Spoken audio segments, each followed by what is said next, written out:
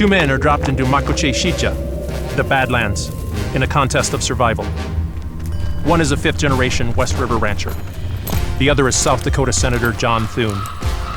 Out here, all are equal before the laws of nature, but some are more equal than others. By the end of day one, the rancher has set traps and built a shelter. The senator reads the landscape and the wheeling of carrion birds. On day two, the temperature rises to 107 degrees. Thune digs for water in the mud of a creek bed. The rancher conserves energy and hunts by night. As morning dawns, one of these men lays dead. The rancher has succumbed to an undetected heart condition. But Senator Thune has platinum government health care, access to specialists, and free prescription drugs. It was never an equal contest, and wealthy career politicians like John Thune will always win. Inflation hits the middle class harder, hits their retirement savings faster, hits families with young kids like a freight train. But John Thune never felt it at all.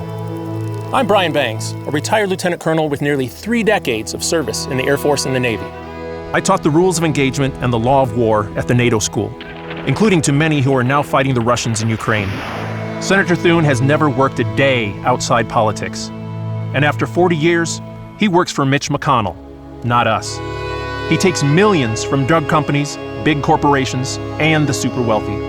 And last month, he voted against veterans' health care because Mitch McConnell told him to.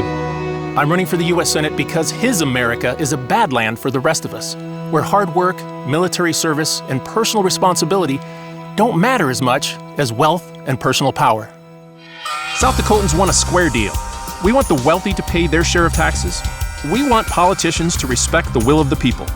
We want the government out of women's personal health care decisions. We want respect for the sovereignty of native land. And we want term limits, because 40 years in politics is way too long. I'm Brian Bengs, and I can beat John Thune out here and in November, because surviving isn't enough. These folks deserve a whole lot more.